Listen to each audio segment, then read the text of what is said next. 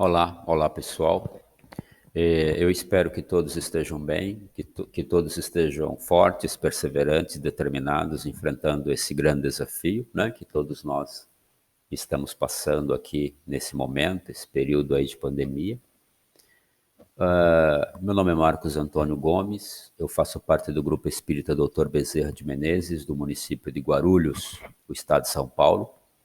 Em decorrência desse afastamento social, a nossa instituição decidiu por gravar vídeos, né, a fim de que a gente possa, através desses vídeos, mesmo de forma indireta, estarmos um pouquinho mais próximos dos voluntários que realizam tarefas na nossa instituição, dos alunos que fazem cursos na nossa instituição, dos frequentadores e dos amigos, né? É uma maneira de nós estarmos um pouco mais próximos, nos fortalecermos mutuamente, nos auxiliarmos, a fim de que, quando terminarmos, né, quando ultrapassarmos este grande desafio, cada um de nós possa arquivar e guardar todas as lições necessárias, né, que nós podemos de toda essa situação que a gente está vivendo e que essas lições possam nos auxiliar a construir em nós pessoas melhores. Antes de nós começarmos o nosso estudo, vamos fazer uma prece, uma pequena prece, a fim de que a gente consiga a sintonia necessária, né, a harmonia, a paz, o equilíbrio, para que esse estudo seja útil, seja agradável e proveitoso para todos nós. Quem preferir pode fechar os olhos, não tem problema nenhum. Eu vou tentar mantê-los abertos, né? A fim de uma tentativa de manter essa conexão com, entre nós, né? Através dos olhos. Se isso é possível, né?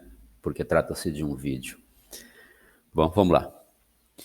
Amoroso Mestre Jesus, mais uma vez, nós somos de coração agradecidos por esta oportunidade que nos é oferecida de mesmo de forma virtual, nos reunirmos em Teu nome, Senhor Jesus, porque é por Ti que nós aqui nos encontramos.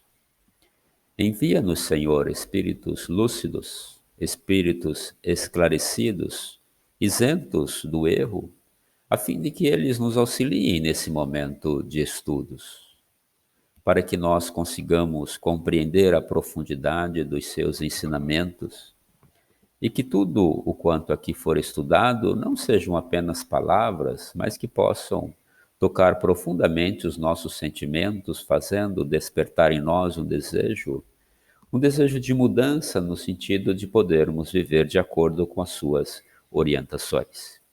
Que o nosso estudo possa transcorrer em harmonia. Graças a Deus, graças a Deus. Bem, pessoal, eu vou colocar o óculos, tá? O óculos, eu tiro às vezes o óculos, eu prefiro assim explicar. Eu tiro porque tem uma lâmpada aqui que está tentando melhorar a iluminação e ela começa a criar brilho nos meus olhos e dá um reflexo e me atrapalha um pouquinho, tá? Mas para ler eu preciso do óculos, senão eu não vou conseguir enxergar nada aqui no livro, tá? O tema que nós vamos estudar hoje, ele faz parte do capítulo número 14 do Evangelho segundo o Espiritismo. É o item número 8.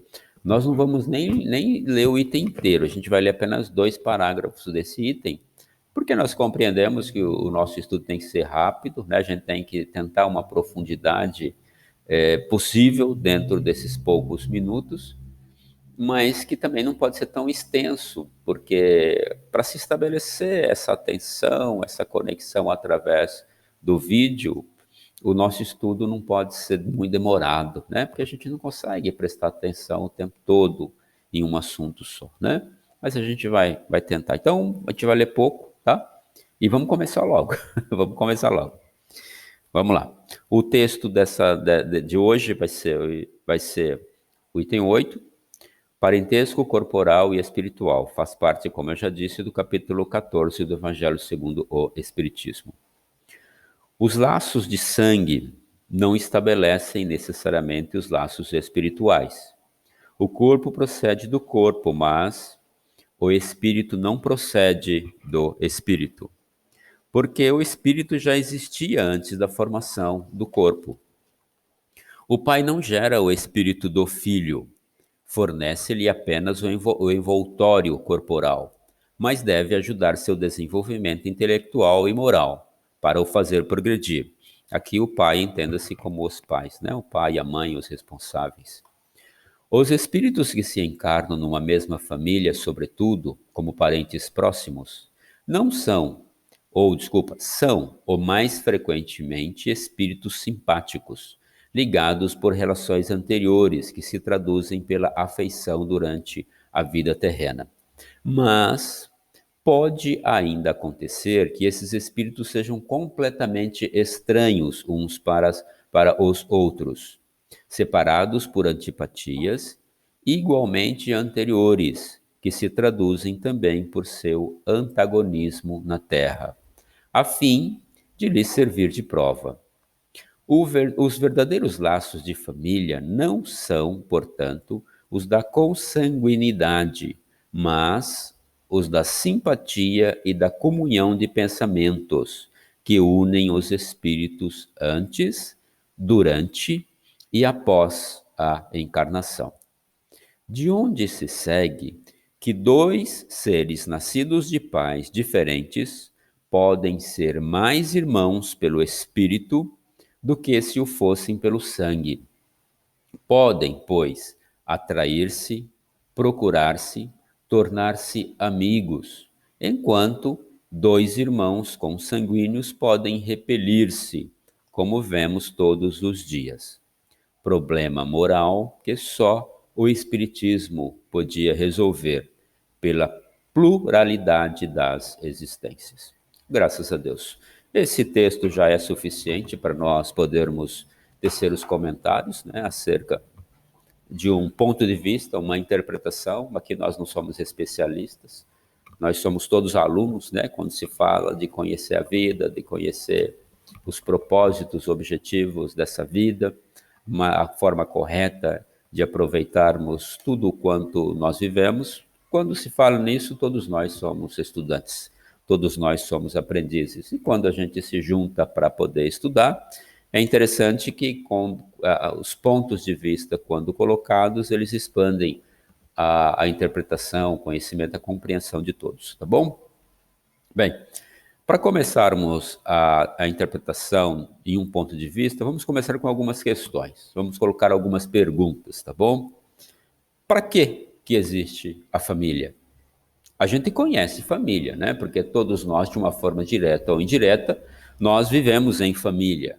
Nós já vivemos, estamos vivendo ou viveremos em família. Mas será que para o espírito encarnar-se em um mundo como esse da Terra, um mundo de provas e expiações, não seria mais útil, né, ele ser responsável apenas por si mesmo?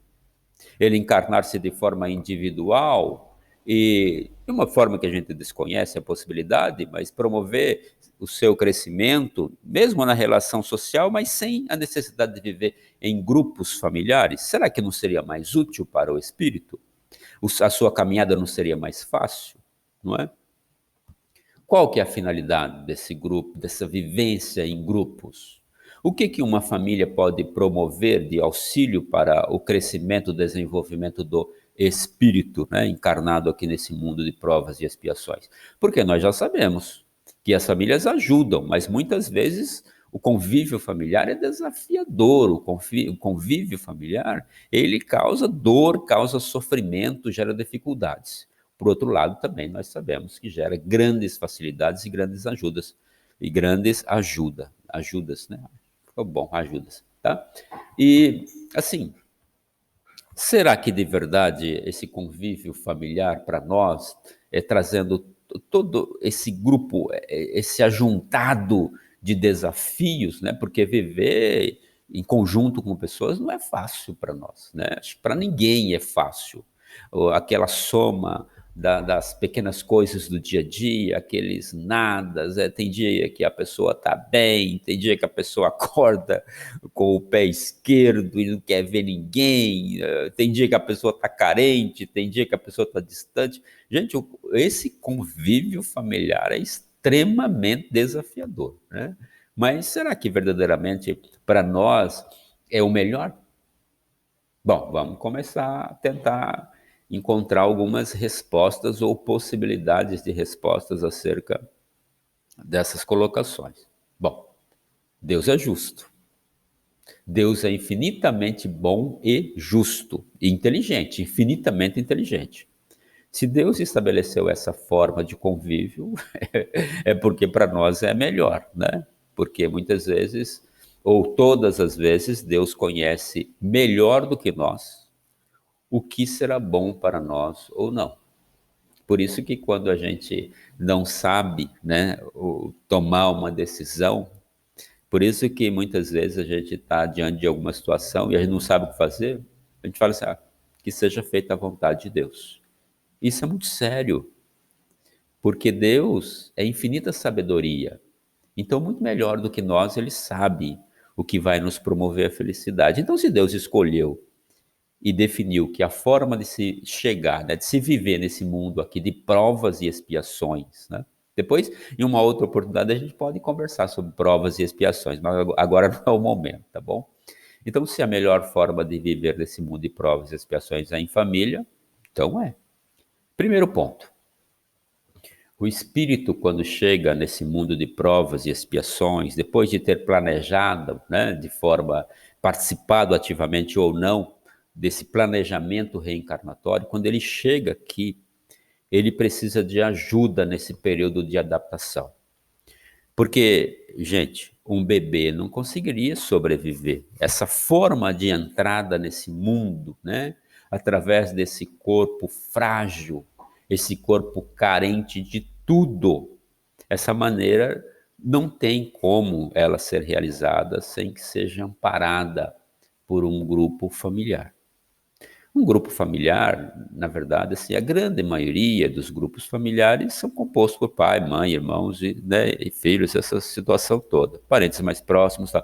Existem outras famílias que não seguem essa regra, mas que também promovem esse amparo, essa proteção, essa ajuda para esse espírito. Porque quando o espírito reencarna, né, chega, todos nós conhecemos a maneira, a forma, né, através desse, né, chega como um bebê, um recém-nascido, não tem condição de sobreviver.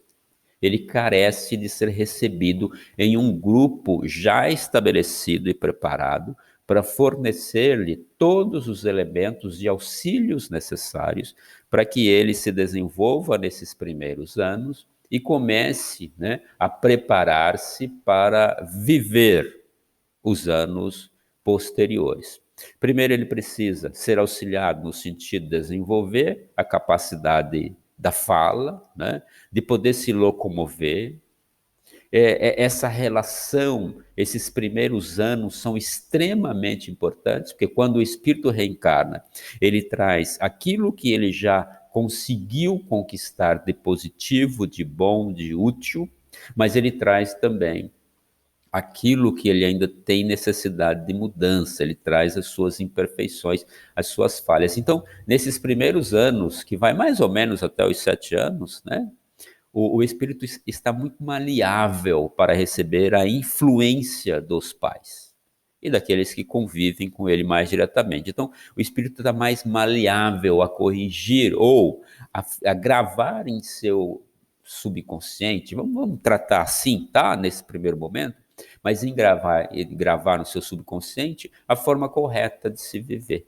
E a forma correta de se viver é tendo por base, por pauta, as orientações do Cristo, ou seja, viver em paz, em harmonia, agindo de acordo com a fraternidade, amparando, protegendo, auxiliando, aprendendo, essas coisas todas, né, que a família, de uma forma direta ou indireta, está fornecendo, oferecendo para esse espírito. Então, o primeiro grande trabalho da família é recepcionar esses espíritos que reencarnam aqui, oferecer para eles o ambiente adequado, a fim de que esses organismos físicos sejam desenvolvidos para que o espírito possa expressar-se com toda a sua sabedoria ou toda a sua ignorância, quando esse organismo já estiver preparado para ele.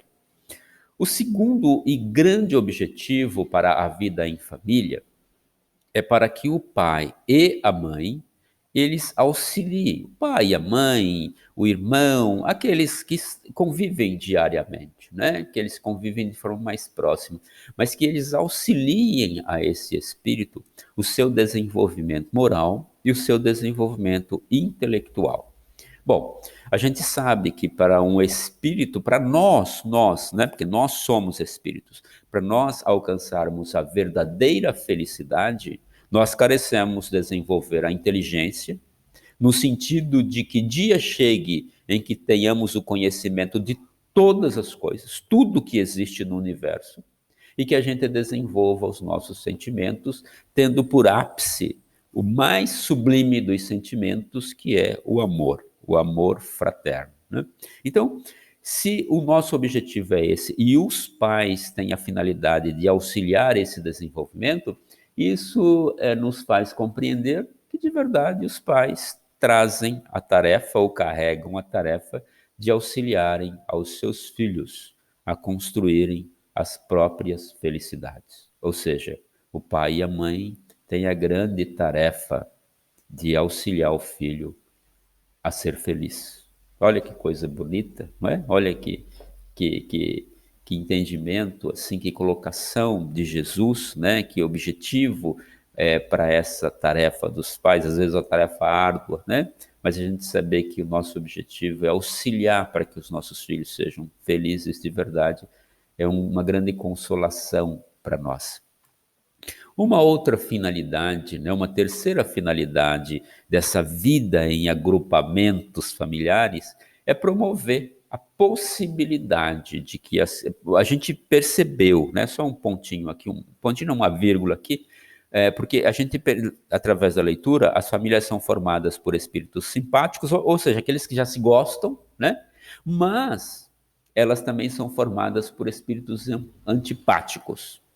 Quando ela é formada por aqueles espíritos simpáticos, aqueles que já se gostam, já se respeitam, já se ajudam, eles se agrupam dentro das famílias, né? Seja como pai, como filho, como irmão, como mãe, como primo, como sobrinho, seja como for essa família mais próxima, é para que um possa auxiliar o desenvolvimento do outro, né? Cada um tem um papel dentro da família e todos os membros da família devem concorrer, ou seja, auxiliar para que cada um dos membros possa alcançar a felicidade. Porque às vezes tem alguma situação que algum membro da família ele já caminhou alguns passos, ou seja, ele já evoluiu um pouquinho mais. Aí ele pega e ajuda os demais membros, né, através desse convívio, a fim de que eles também possam caminhar na direção dessa evolução, porque quanto mais se avança nesse processo evolutivo, mais se aproxima da felicidade. Bom, como a gente disse já, né, então as famílias também elas são formadas por vínculo, né, por ligação de antipatia. Então, uma outra finalidade dessa vida em agrupamento familiar é promover a possibilidade, a oportunidade, Deus nos oferece, nos fornece a oportunidade de que através desse convívio diário, mesmo aqueles que ainda são inimigos, né, inimigos danados, um maltratou o outro, um feriu o outro, um às vezes até tirou a vida do outro em encarnações anteriores, Deus permite que esses inimigos se reencarnem muitas vezes na mesma família. E isso a gente vê, isso é comum, não é? Até desse mundo de provas e expiações, a gente vê irmãos que não se tocam, irmãos que realmente não se amam, não se gostam, que na verdade se odeiam. Geralmente, isso representa a oportunidade dessa vida do dia a dia, mesmo que difícil, sabe, pessoal? Mesmo que uma vida desafiadora, mesmo uma vida que muitas vezes esse convívio gera muito mais sofrimento do que alegria, muito mais dificuldades do que felicidade e paz, é uma oportunidade para que nessa relação se inicie um restabelecimento, um vínculo, uma ligação de respeito. Primeiro o respeito, né? Primeiro o respeito pelo outro. Depois o convívio com esse respeito, as situações do dia a dia, todos aqueles minutos que a gente tem que ficar junto muitas vezes, vai fazendo a gente prestar mais atenção no outro, vai fazendo com que a gente consiga perceber que o outro não é um poço de coisas erradas, né? Que o outro tem coisas positivas.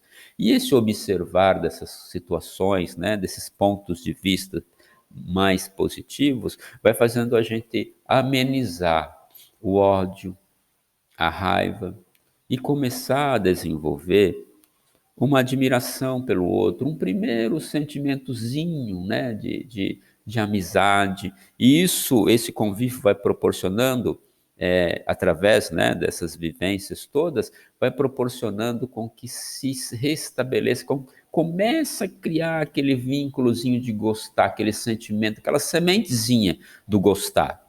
E vai fazendo desenvolver, porque o irmão ajuda o outro, mesmo quando odeia, não é?